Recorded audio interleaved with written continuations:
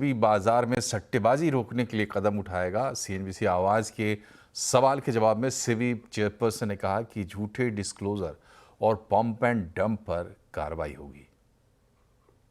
First of all, futures market F&O is important for us. It's wanted for any market because, so it's not something which it's required for hedging, it's required for market making, for price discovery. What we have really been saying is that we had a problem with index options on expiry day.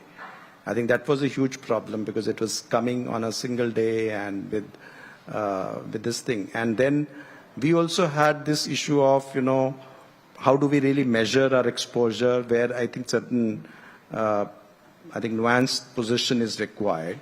So a certain steps were taken for a while.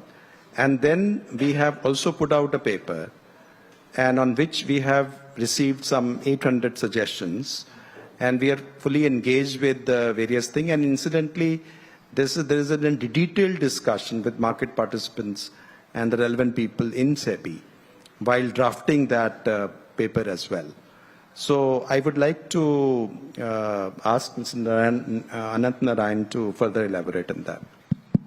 So I think you've covered it well, sir.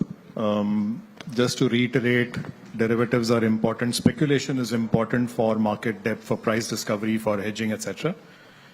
The actions that we took in October last year were specifically directed, as sir said, to tackle the issue of over trading in index options on expiry day, and that remains the objective for SEBI.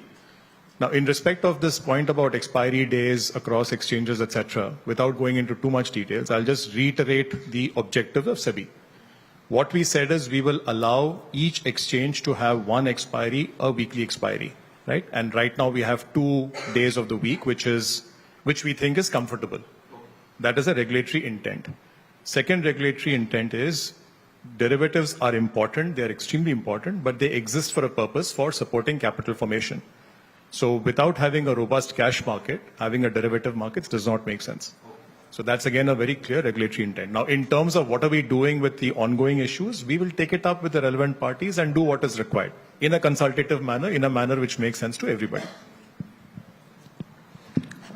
On the issue of corporate frauds, and particularly where false information is provided, obviously we will really won't hesitate to take stringent action.